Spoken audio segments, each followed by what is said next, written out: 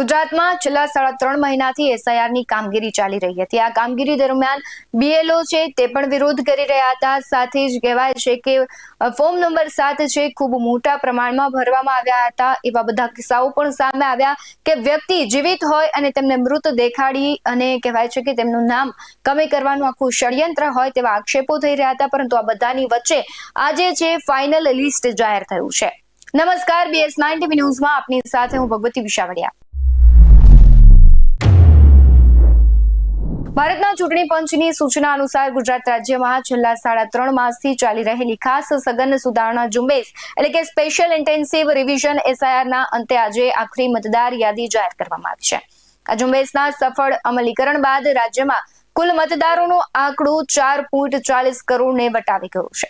ગુજરાતની જો વાત કરવામાં આવે તો ગુજરાતમાં ગત 27 ઓક્ટોબર 2025 થી આ ઝુંબેશનો પ્રારંભ કરવામાં આવ્યો હતો અને આ પ્રક્રિયા દરમિયાન નાગરિકો પાસેથી હક, વાંધા અને દાવાઓ સ્વીકારવાની કામગીરી 19 ડિસેમ્બર 2025 થી 30 જાન્યુઆરી 2026 સુધી ચાલી હતી।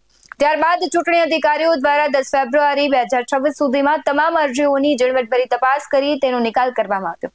મુખ્ય નિર્વાચન અધિકારી હારિત શુક્લાએ આંકડાકીય વિગતો આપતા જણાવ્યું છે કે મુસદ્દા મતદાર યાદીની પ્રસિદ્ધિ સમયે રાજ્યમાં નોંધાયેલા મતદારોની સંખ્યામાં સુધારા વધારા બાદ હવે આખરી આંકડો 4,40,30,725 થયો છે। મહત્વની વાત એ છે કે મુસદ્દા યાદી બાદ શુદ્ધિકરણની પ્રક્રિયામાં કુલ 5.60 લાખ નવા મતદારોનો ચોખ્ખો વધારો નોંધાયો છે, જ્યારે 3.95 લાખ મતદારોના નામ છે ડિલીટ કરાયા છે। આ વિશાળ લોકશાહી પ્રક્રિયાને સફળ બનાવવા માટે રાજ્યના 50,963 બૂથ લેવલ ઓફિસરે ઘરે ઘરે જઈને ગણતરીના ફોર્મ આપ્યા હતા અને મતદારોના મેપિંગ અને મેચિંગની જટિલ કામગીરી પૂર્ણ કરાઈ હતી। આ કામગીરીમાં 34 જિલ્લા ચૂંટણી અધિકારી, 182 મતદાર નોંધણી અધિકારી અને 855 સહાયક અધિકારીઓનો સક્રિય ફાળો રહ્યો છે। એસઆઈઆર દરમિયાન વહીવટીતંત્ર દ્વારા મતદાર યાદીની શુદ્ધતા પર વિશેષ ભાર મૂકવામાં આવ્યો। ડોર ટુ ડોર સર્વે દ્વારા જે મતદારો છે અવસાન પામ્યા છે, કાયમી ધોરણે અન્ય સ્થળે સ્થળાંતર કરી ગયા છે અથવા જેમનું નામ છે બે જગ્યાએ નોંધાયેલું છે તેવા નામોને ઓળખીને દૂર કરવાની કાયદેસરની કાર્યવાહી કરવામાં આવી છે। આ પ્રક્રિયામાં રાજકીય પક્ષોના બૂથ લેવલ એજન્ટો સાથે પણ પરામર્શ કરવામાં આવ્યો હતો। સાથે જ આગળ વાત કરવામાં આવે તો આધુનિકતા અને ડિજિટલાઇઝેશન, ચૂંટણી તંત્ર દ્વારા મળેલી તમામ ગણતરી ફોર્મનું સંપૂર્ણ ડિજિટલાઇઝેશન કરવામાં આવ્યું છે।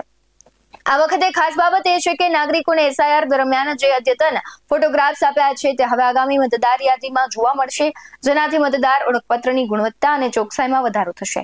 નવા મતદારોની વાત કરવામાં આવે તો નવા મતદારો માટે તક છે જે યુવાનોએ 1 જાન્યુઆરી 2026 ના રોજ 18 વર્ષ પૂર્ણ કર્યા હોય તેવા હજુ પણ ફોર્મ નંબર 6 ભરીને પોતાનું નામ નોંધાવી શકે છે। નિરંતર ચાલતી પ્રક્રિયા છે જેમાં સુધારા માટે ફોર્મ નંબર 8 અને નામ કમી કરવા માટે ફોર્મ નંબર 7 નો ઉપયોગ કરી શકાય છે।